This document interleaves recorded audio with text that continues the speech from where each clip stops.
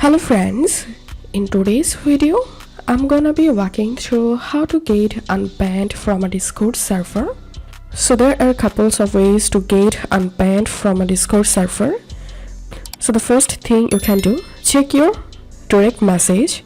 If the moderator banned you using a bot, the bot will have most likely send you a direct message which might contain instructions of how to appeal your ban, such a link to a website or Google form. Second method is Google the Discord server's name. They might have a website with a handy ban appeal form or a Twitter account with direct messages enabled.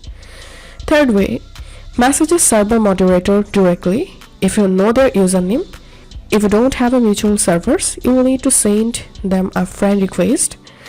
And the last method is get a friend to help you. As long as your friends aren't banned from the server, they can join and send you the username of a moderator or message a moderator on your behalf. Make sure you don't use an alternative account as this breaks Discord's terms of service. So that's how you can get unbanned from a Discord server. If this video helped you, give a thumbs up and please consider subscribe to how to do it. Thank you for watching.